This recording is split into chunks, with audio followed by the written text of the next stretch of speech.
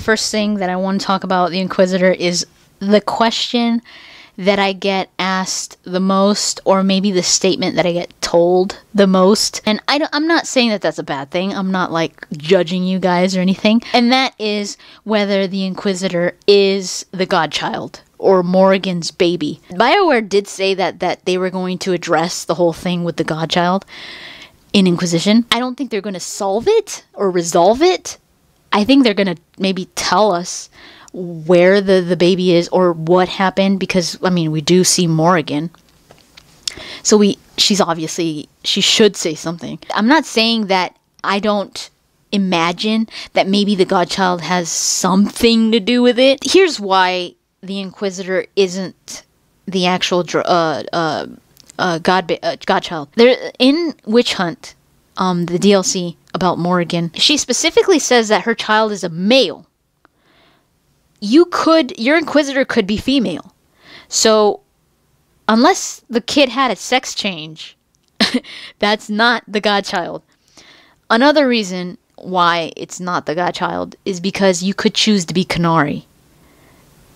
Obviously, Morrigan did not have a Qunari baby. And by Qunari, I mean the race. Akasith, whatever you want to call it. The race, the gray horned ones, just to prevent all these crazy arguments about like, no, that's the race, no, that's the religion, you wouldn't call someone Christian as a race, that kind of thing. Let's just pretend, please, just to keep things simple.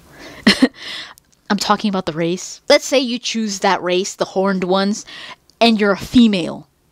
You're not the Godchild. Like, by far, you are not the Godchild. Even though the age is wrong, some people have been saying, like, what if the Illuvion, because Morrigan did go through the Illuvion and she says that her baby's safe. What if going through the Illuvion could, like, change time, or the aging process could be different? Like, what if, I was like, okay, maybe that could happen. There could be a way of explaining that, but you're not a set race and you're not a set sex. You could choose. So that's like the biggest retcon ever if BioWare to do that, where it's like, oh no, it's the Godchild. the race, the gender, and the age is all off, but whatever. I think the Godchild is going to be addressed more. And maybe you might even play the Godchild. I don't know. But I think that they're going to address that more in maybe further games. Because that is a pretty big issue. As much as it's going to be addressed in this game, I don't think it's going to be resolved. I don't think we're going to know everything about it. I think there's still going to be some kind of mystery around it. I'm not saying that the Godchild won't play a role in the Inquisitor's position or in the Inquisitor's power. Because it's obvious that the Inquisitor has a power. Will the Godchild play a role there? Because where did the Inquisitor get the power? Maybe just getting the blood of her child, because we know the whole issue with draconic blood. King Merrick had draconic blood and he had this power, and Alistair is rumored to have draconic blood, obviously because he comes from Merrick, and he's a Grey Warden, and Grey Wardens also have draconic blood, and that kind of stuff. Maybe Morrigan does get the blood of her son, or like a drop of blood or something, and make some kind of ritual with the Inquisitor, maybe, to give the Inquisitor the powers. But then it's like, why didn't Morrigan do it herself? Because her mother is a dragon, so she obviously has draconic blood, so why wouldn't she just do it herself? That kind of thing. Or maybe she needs it to be more powerful, more pure, which is the Godchild. So maybe I could see that happening where Morrigan maybe gets the blood, like a little drop of blood or a little vial of blood of her son or whatever, and the son still is the Godchild won't show up. It's like he's still in this safe place, but she has like a little vial of blood or something for the ritual or whatever. The whole draconic powers thing. One of the concept arts says something about like this power has been lost for years, and like the dragons, it mentions the dragons, and the Inquisitor does have like the helmet and has a dragon. There's all this dragon insignia, like the what is that called, the helm or whatever? No, not the helm, the sheath. No, not the sheath. The handle of the sword. There's a name for it, but whatever. And there's just all this insignia of the dragon. The cover art makes it really interesting to me because not just this green power is coming out, because we've seen this in the gameplay, this green power is emitting from the Inquisitor's hand, and we know that this green power closes the rifts, that closes the breaches in the veil. But it shows this green thing, this green power, and it's the form of a dragon. Now, whether this is just for aesthetics, and it's just like, it's Dragon Age, so let's just make it a dragon, kind of like in Dragon Age 2, with the dragon kind of formed the companions. It's like, it's Dragon Age, you have to have a dragon there, a dragon insignia. Or is this power related to dragons? Like, does it have something to do with dragons? There is a connection between the old gods, and in this concept art that talked about the power, it talked about the old gods as well. So does the Inquisitor have some kind of like old god power, or some power tied to the old gods? If so, it makes sense to tie it to the fade and the power and the closing of it, because the old gods and them being trapped and all this stuff, and the Black City and the taint and all that. The interesting thing about the Inquisitor is that he walked out of the fade.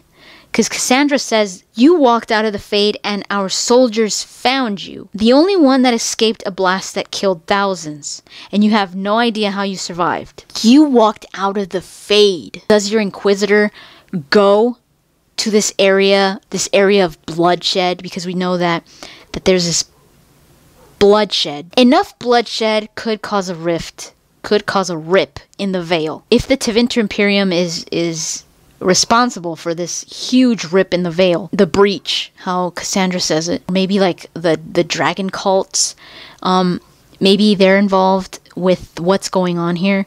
Maybe they want the fade to just become one with the world, and it kind of makes sense for Tevinter Magisters to want that, because their powers become more powerful in the fade. Maybe some cult of Tevinter Magisters of this dragon cult wants the fade to merge with the world in order to make them more powerful, and it's kind of like going back to what the original Magisters wanted, and the taint and the darkspawn and all that, and how they got greedy.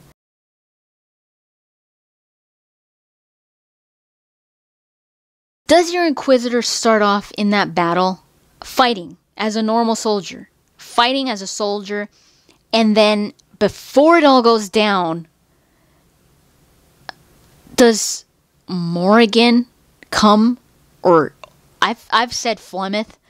I've brought in Flemeth because we know that Flemeth is going to be addressed in Inquisition because of what BioWare has said. Could it be that Flemeth or Morrigan, somebody comes and takes you into the fade in order to protect you, or in order to give you this power?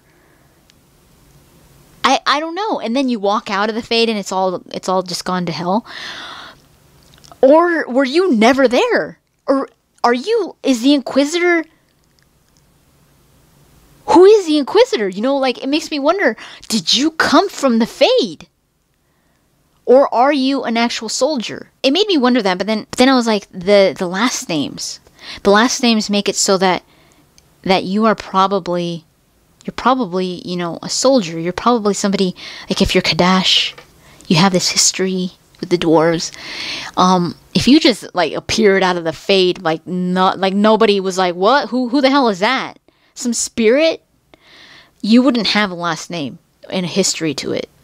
You are probably dragged into the fade by something, by someone, maybe Morrigan, with the use of an Illuvion, and you are given this power in order to prevent things from happening in the future. That's my biggest curiosity, is that you walked out of the fade. Why did you walk out of the fade? Let me know in the comments down below what you think that means. How do you think the Inquisitor even got there? Why do you think the Inquisitor came out of the fade? Because that's obviously how he or she didn't get killed, because they were protected in the Fade. What happened that we were pulled into the Fade during all of this came down? Who pulled us in? Who gave us this power? Is this how we got the power? Some people are speculating that the Inquisitor is Nevarran, but they're also speculating that they're probably part of the Pentagast family, that the Inquisitor is maybe a distant relative of Cassandra, and that's why the Inquisitor has all this dragon insignia, because the Pentagast family is a family of dragon hunters. But Cassandra is romanceable, so no, if Cassandra's my cousin, I don't want to romance her. Doubt that the Inquisitor is a part of the Pentagast family. Maybe Nevarran. That would be cool if the Inquisitor is Nevarran. Maybe. I kind of doubt it though, because of the last name Trevelyan. And the interesting thing about that name, I looked it up. I looked up Trevelyan, and it's actually an actual name from a story. It says it's from the family of Cornwall. It's from a local legend. And this is real. Like, this isn't from Dragon Age. This is actually like a real legend in which a man named Trevelyan escaped the inundation by riding a white horse. To this day, the family's shield bears a white horse rising from the waves. And they say that the Trevelyan family is directly descendants of the lioness flood survivor. This is really interesting. I mean, probably not that interesting, but it's like, this is probably how they got the name, because this lone survivor from this inundation, from this flood, Trevelyan, is the only survivor riding a white horse. Now, BioWare usually gets their names from, sometimes they just pull them out of a hat, whatever, or they research names. But sometimes they do get names that actually stand for something, like Shepard, the astronaut. And if you look into the meaning of a name, or even the name of a species, it makes sense, you know, when you read about it, where you're like, oh, okay, that's why they named it this. This legend was the only survivor of an inundation or a flood riding a white horse. Maybe they're getting that inspiration from this story or this legend, that the Inquisitor, if you are Trevelyan, it's like you're the only survivor of the Fade Rift, or the Veil Rip. And what if instead of riding a white horse, you're riding like a dragon or something? That'd be so cool. I'm just speculating, but you know, I just found that interesting. If you choose to be an elf, you're going to be Dalish, and your last name is Lavelan. If you choose to be a Qunari, your last name is Adar. And your Qunari isn't a Talvashoth, and they're not Qunari. They don't the religion Qunari. They don't follow the Qun, and they're not Talvashoth. They're actually considered to be a Vashoth, which is Vashoth just means gray. This Qunari, your Qunari, was never even introduced to the Qun. The Talvashoth are Qunari that were in the Qun and left the Qun. So your character was never introduced in the Qun, so they're neither Talvashoth or Qunari. I believe they're just going to be called Vashoth. And like I said earlier, if you're a dwarf, your last name is Kadash, which is from the Kadash Taig, which is the same family of Shale. So I know that there's a lot more for me to talk about, and I will be doing in future videos. So if I didn't mention something here, just know that I probably will be mentioning it later on. If there's something that you guys want to add or anything, or any of your speculation, feel free to put it in the comments down below, because I'm always interested to know what you guys are speculating as well, because the doors are open for us to speculate. It's not like, oh, that's a spoiler, or oh my god, that's not going to happen, like you're so wrong. Like, none of it could really be taken either way, because it's just speculation, it's just theories, it's just things that maybe you would like to see, or things that get you excited about thinking, or you know, just thoughts. Like, use your imagination. That's what I always say. People are always like, oh my god, you're taking this like way too seriously. But I'm like, use your imagination. I'm a very imaginative person. I use my imagination on a daily basis. Like, it's just a 24/7 thing. I'm always using my imagination, either to write, to draw, to anything. And it's something that I like to do. So I tend to think a lot about things, and I tend to get curious. When I see things, I'm like, ooh, what if it's this, or what if it's that? So please don't take any of this as me saying that this is what's going to happen. All of this was pretty much speculation theories of mine. If anything was like an actual fact, I mentioned it. I said BioWare has said this or whatever, but pretty much the majority of this video was speculation only, and thoughts and stuff like that. I'm trying to do my best when it comes to especially Dragon Age Inquisition, just because I'm so excited about it, and I hate falling behind when it comes to the news. Like, and it's not because I want to get this stuff out first. Like, I hardly ever get the information out first anyways, even when I do have time. But I just feel like I'm missing out on the hype, on the production stuff, on all of it, and where it's just like, I want to share my enthusiasm with you guys as it comes, and that's really what it means to me. I'm going to be doing little videos every now and then, like little vlogs off my iPad, even if it's just like me just talking to it and not really like putting too much effort and all that with my camera and with my headphones or with my mic and my lights and all that. I still want to be able to share things with you guys about video games that are coming up and stuff, because this year is going to be crazy with games, not just Dragon Age Inquisition, but like other games as well. So yeah, hopefully you guys enjoyed that. Thank you so much for watching, and I'll talk to you guys later.